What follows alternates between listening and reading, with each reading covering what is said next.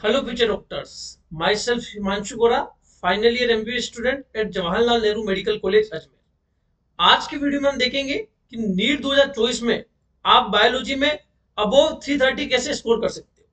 काफी टाइम बाद मैं वीडियो बना रहा हूँ। डिटेल में मैंने बताया कि बायोलॉजी के अंदर आप अबोव 330 कैसे स्कोर कर सकते हो। वीडियो को एंड तक देखना, आपके जो भी डाउट होंगे बायोलॉजी को लेके वो सारे क्लियर हो जाएंगे। तो चलो हम वीडियो में आगे बढ़ते हैं। मैंने ये भी बताया बायोलॉजी के अंदर कौन सा चैप्टर जिसका वेटेज ज्यादा है, कौन से चैप्टर का वेटेज कम है, आपको किस तरीके से बायोलॉजी के अंदर ज्यादा से ज्यादा मार्क्स स्कोर करने हैं। ठीक है, ये आज का टॉपिक है अपना। क्योंकि नीट 2024 को ओनली 1 मंथ बचा है। 5 मई 2024 को नीट का एग्जाम है। ठीक है, तो 1 महीना बचा है, तो लास्ट 1 मंथ की स्ट्रेटेजी अपन देखेंगे। ठीक है, ये वीडियो मैं बायोलॉजी के लिए बना रहा हूँ, फिर मैं फिजिक्स और केमिस्ट्री के लिए भी बनाऊंगा। सबसे पहले मैं आपको ये बता देता हूँ मैं कौन। ठीक है, आपको ये तो पता होना चाहिए जिसको आप सुन रहे हो उसकी क्या क्रेडिबिलिटी है। ठीक है, मेरा नाम हिमांशु गौर है, फाइनल ईयर एमबीबीएस स्टूडेंट हूँ। नीट 2020 में मेरा स्कोर था 636, जिसमें बायोलॉजी में मेरे मार्क्स थे 330 ट्वेल्थ के साथ। तो मैं एक आपको अच्छे से बता सकता हूँ बायोलॉजी में कैसे स्कोर करना चाहिए, क्योंकि मेरे खुद के भी 330 मार्क्स थे। ठीक है, और क्या मिस्टेक रह गई जिससे मेरे 30 नंबर कट गए, आप उसको किस तरीके से इंप्रूव कर सकते हो।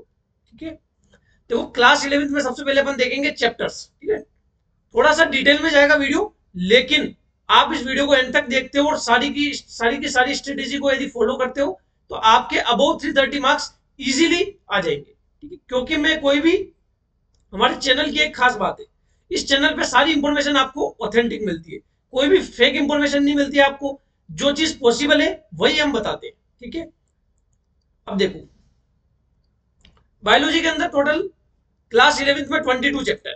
ठीक है, पहला चैप्टर है लिविंग वर्ल्ड। ठीक है, इसका वेटेज कम है, 1 से 2 क्वेश्चन आते। बायोलॉजिकल क्लासिफिकेशन में भी 1 से 2 क्वेश्चन आते। प्लांट किंगडम, जिसमें मैंने स्टार लगा रखा है, उसका वेटेज ज्यादा है। प्लांट किंगडम से 3 से 4 क्वेश्चन आते। एनिमल किंगडम से भी 2 से 3 क्वेश्चन आते। पहले मैं आपको ये बता देता हूँ किससे कितने क्वेश्चन आते, फिर मैं आपको बताऊंगा कि एनसीईआरटी को आपको किस तरीके से पढ़ना है ताकि आपके full out of full marks आए। मोर्फोलॉजी ऑफ फ्लोरिंग प्लांट्स है, ये भी हाई वेटेज चैप्टर है, इसलिए मैंने स्टार लगा रखा है। Anatomy of flooring plants important chapter है। स्ट्रक्चर ऑर्गेनाइजर इन एनिमल्स, ये भी इंपॉर्टेंट चैप्टर्स है। देखो बायोलॉजी में आपको ज्यादा मार्क्स स्कोर करने तो आप कोई भी चैप्टर को छोड़ नहीं सकते हो। ठीक है, आपको हर एक चैप्टर को पढ़ना है, क्योंकि आपको पता होगा नीट की कट ऑफ बहुत ज्यादा जा रही है।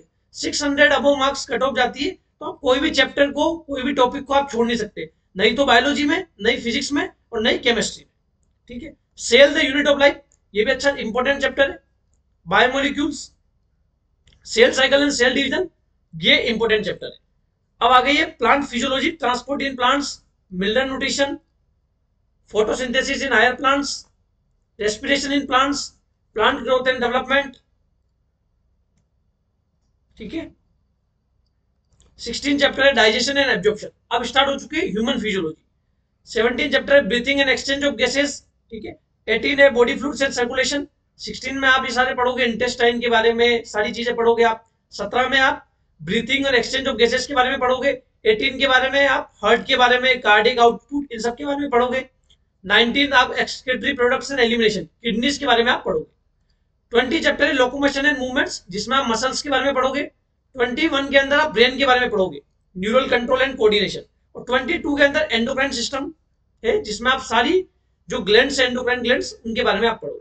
ठीक है, ये चैप्टर है टोटल 22। ठीक है, अभी मैं आपको बताऊंगा, थोड़ा ये वीडियो एंड तक देखना आप, थोड़ा सा वीडियो बड़ा भी होगा लेकिन आपके सारे डाउट्स क्लियर होंगे। ठीक है, क्लास 12th में देखो आप 16 चैप्टर है। ठीक है, देखो स्टार लग रहा है, इसका मतलब है कि थोड़ा इंपॉर्टेंट चैप्टर है, लेकिन पढ़ने आपको सभी है, क्योंकि कट ऑफ बहुत ज्यादा जाती है। आपको ज्यादा से ज्यादा मार्क्स स्कोर करने, तो आपको हर एक टॉपिक पे आपकी एक अच्छी कमांड होनी चाहिए।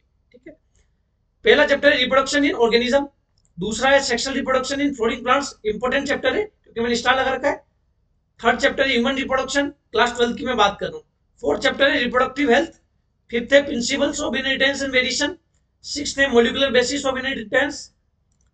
सेवंथ है इवोल्यूशन। एट्थ है human health and disease. Ninth है strategies for investment in food production. 10th है microbes in human welfare. 11th है बायोटेक्नोलॉजी, ये इंपॉर्टेंट चैप्टर है, बायोटेक्नोलॉजी के दोनों चैप्टर, उसके एप्लीकेशंस भी और उसके प्रिंसिपल भी। ठीक है, 11th और 12th चैप्टर। 13 से अब स्टार्ट हो चुका है इकोलॉजी। इकोलॉजी बहुत ज्यादा इंपॉर्टेंट है, 8 से 10 क्वेश्चन आते हैं इन 4 चैप्टर को मिला के, 13, 14, 15 और 16। 13 चैप्टर है ऑर्गेनिजम्स एंड पॉपुलेशन, 14 है इकोसिस्टम, 15 है बायोडाइवर्सिटी एंड कंजर्वेशन, 16 है एनवायरमेंटल इश्यू। ठीक है, ये चैप्टर हो गए, 16 चैप्टर हो गए 12th में, 22 चैप्टर हो गए क्लास 11th में। टोटल 28 चैप्टर है जो कि आपको पढ़ने, सॉरी टोटल 38 चैप्टर है, 22 + 16। ठीक है, अब मैं आपको स्ट्रेटेजी बताता हूँ। ठीक है, स्ट्रेटेजी को आपको बिल्कुल फॉलो करना है, क्योंकि मेरे खुद के 330 मार्क्स थे और क्या गलती रह गई जिससे मेरे full out of full marks क्यों नहीं आए। ठीक है, देखो बायोलॉजी के अंदर एक ही स्ट्रेटेजी है, only NCERT, only NCERT, only NCERT. इसमें फर्क है ना, एनसीईआरटी नहीं, ओनली एनसीईआरटी, मतलब सिर्फ और सिर्फ आपको एनसीईआरटी पढ़नी है। काफी सारे स्टूडेंट्स क्या करते हैं, नोट्स को पढ़ने में लग जाते हैं या फिर मॉड्यूल को पढ़ने लग जाते हैं। काफी सारे यूट्यूबर्स भी एक तरीके से मिसगाइड करते हैं बच्चों को कि ज्यादा से ज्यादा नोट्स का कंटेंट आप एनसीईआरटी बुक के अंदर लिख दो और फिर पढ़ो। देखो मैं नहीं बोल रहा कि वो गलत है। पहले जब नीट का पेपर होता था, नीट 18, नीट 19 तक, तब एनसीईआरटी से बाहर क्वेश्चन आते थे।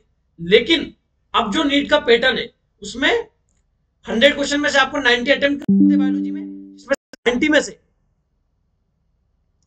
90 में से लगभग 87 to 88 क्वेश्चन एनसीईआरटी से आते हैं। इसलिए आपको ओनली एनसीईआरटी पढ़नी है। ठीक है, ओनली एनसीईआरटी में आपको मैं बता देता हूं, जैसे एनसीईआरटी में क्या चीज मिस नहीं करनी। देखो बच्चे क्या करते हैं, एनसीईआरटी का मतलब सिर्फ और सिर्फ उसके अंदर जो कंटेंट है वो समझते नहीं।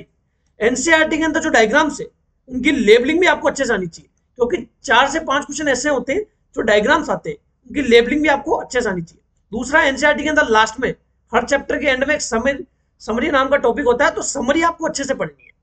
थर्ड, एक रिएक्शंस होती है, जैसे आप क्लास 12th में नहीं, क्लास 11th में आप 12th चैप्टर है मिनरल न्यूट्रिशन, उसमें काफी सारी रिएक्शंस दे रखी है, तो वो भी आती है। जैसे मेरे पेपर में वो रिएक्शन आई थी, मेरी गलत हो गई थी ना, इसलिए आपको रिएक्शंस को भी अच्छे से पढ़ना है, डायग्राम्स भी पढ़ना है, समरी भी पढ़ना है, एनसीईआरटी को लाइन टू लाइन पढ़ना ही है थोरोली, सारे एग्जाम्पल्स भी पढ़ने। जैसे एनिमल किंगडम नाम का चैप्टर है, उसमें आपको सारे एग्जाम्पल पढ़ने, आपको फाइलम कोडेटा के एग्जाम्पल है ना, इकाइनोडर्मेटा के, ठीक है, सबके आपको एग्जाम्पल्स भी पढ़ने। थोरोली एनसीईआरटी को तो पढ़ना ही है और ये सारी चीजें भी पढ़नी है।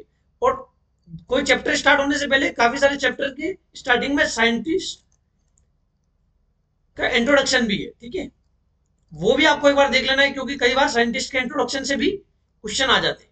ठीक है, तो एनसीईआरटी की आपको कोई चीज मिस नहीं करनी है। ठीक है, मैं एग्जांपल देता हूं आपको, जैसे क्लास 11th का आप चैप्टर पढ़ रहे हो, चैप्टर 16 डाइजेशन एंड एब्जॉर्प्शन।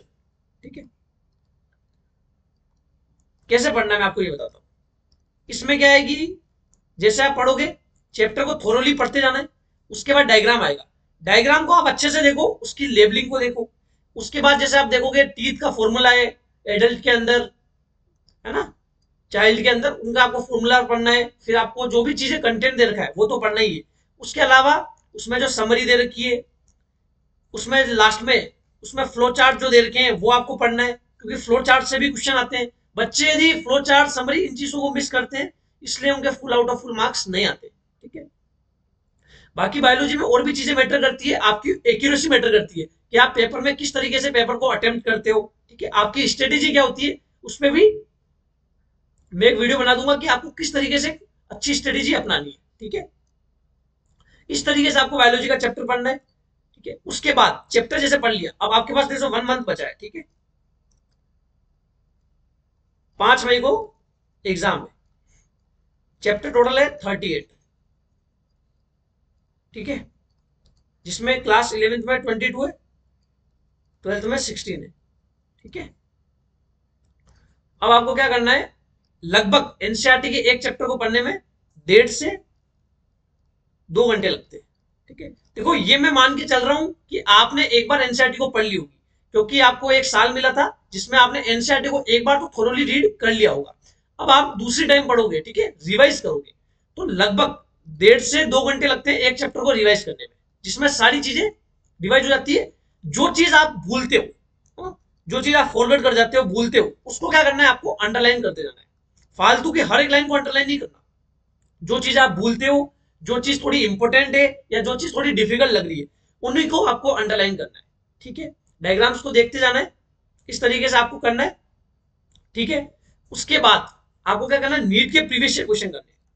देखो नीट के पीवाईक्यू आप करोगे तो आपको पता लगेगा कौन सा टॉपिक ज्यादा इंपॉर्टेंट है, कौन से कॉन्सेप्ट से ज्यादा क्वेश्चन आ रहे हैं, ठीक है, उसको आप करना है। यदि वो क्वेश्चन आपका सही होता है तो अच्छी बात है, यदि वो क्वेश्चन अटेम्प्ट करते समय आपका गलत होता है तो आप फिर से जाओ, उस चैप्टर पे जाओ, रेसिप्रोकल स्ट्रेटेजी अपनानी है, आपको उस चैप्टर पे जाना है, उस कॉन्सेप्ट को अच्छे से पढ़ना है और फिर उस क्वेश्चन को अटेम्प्ट करना है। अब जब आप उस चैप्टर पे वापस आए तो जो कॉन्सेप्ट पढ़ा आपने, जो कॉन्सेप्ट पढ़ा है आपने, उसके आसपास की चीजें भी पढ़ो, ठीक है, उसके आसपास में जो लिख रखा है वो भी पढ़ो, उसके बाद उस क्वेश्चन को अटेम्प्ट करो। इस तरीके से आपको जो नीट के प्रीवियस ईयर क्वेश्चन है वो भी आपके अच्छे से क्लियर हो जाएंगे, उनके कॉन्सेप्ट भी क्लियर हो जाएंगे और आपको चैप्टर भी आपके अच्छे से क्लियर होते जाएंगे। इस तरीके से आपको स्ट्रेटेजी अपनानी है, आपके अबोव 330 इजीली आ जाएंगे। गलती कौन कौन सी नहीं करनी आपको, सबसे पहले नीट के प्रीवियस ईयर क्वेश्चन को इग्नोर नहीं करना, जो भी एनसीईआरटी के अंदर इंपोर्टेंट मटेरियल्स है उसको आपको नहीं छोड़ना, ठीक है, डोंट्स है ना, कौन सी मिस्टेक्स नहीं करनी आपको, ठीक है। मैंने आपको बताया एनसीईआरटी में कोई भी कंटेंट नहीं छोड़ना है ना, एनसीईआरटी को थोरोली पढ़ना है, केयरफुली, ठीक है। उसके बाद नीट के पीवाईक्यू को नहीं छोड़ना आपको, ठीक है, नीट के पीवाईक्यू को आपको नहीं छोड़ना, ठीक है। आपको कोई डाउट है तो वो आप गूगल कर सकते हो, अब आपके पास काफी सारे संसाधन है, आप उस पर काफी सारे ऐप आते हैं, जैसे डाउट नेट ऐप आ गया, उस पर आप अपने क्वेश्चन को सोल्व कर सकते हो, क्वेश्चन का आपको सॉल्यूशन मिल जाएगा, गूगल पे आपको सॉल्यूशन मिल जाएगा, है ना, यूट्यूब पे आप कोई भी कॉन्सेप्ट पढ़ सकते हो। आपके पास एक महीना है लेकिन आपके पास अब संसाधन भी काफी है, कोई भी डाउट है तो आपको यूट्यूब पर सर्च करके उसका वीडियो देख सकते हो। इसलिए आपको अब अच्छे से एक अच्छी स्ट्रेटेजी के साथ पढ़ना है। मैंने आपको अच्छे से बता दिया कौन सा चैप्टर ज्यादा इंपॉर्टेंट है, किस तरीके से पढ़ना है और क्या गलती नहीं करनी है। इस तरीके से यदि आप करोगे तो आपके अबोव 330 या full out of full marks भी आ सकते हैं, ठीक है। वीडियो आपको अच्छा लगा हो तो वीडियो को लाइक करना, चैनल को सब्सक्राइब कर देना, कमेंट सेक्शन में आप मुझे बता सकते हो कि आपके कोई भी डाउट है, उस पर मैं वीडियो बना दूंगा। देखो काफी टाइम बाद मैं वीडियो बना रहा हूँ, अब मैं रेगुलर वीडियो बनाऊंगा। जो भी आपका डाउट है उस पर आप कमेंट सेक्शन में टाइप करो, मैं उस पर वीडियो बना दूंगा। और नीट का जब एग्जाम हो जाएगा उसके बाद मेनली हमारा काउंसलिंग का चैनल है, तो हम काउंसलिंग रिगार्डिंग सारे वीडियोस डालेंगे, ऑल इंडिया की काउंसलिंग, स्टेट कोटा की काउंसलिंग, प्राइवेट कॉलेजेस की काउंसलिंग, सभी काउंसलिंग के हम वीडियोस डालेंगे। तो आप इस चैनल को सब्सक्राइब कर देना, बेल आइकन को प्रेस कर देना, ये चैनल आपके लिए बहुत हेल्पफुल होने वाला है, ठीक है। Thank you so much.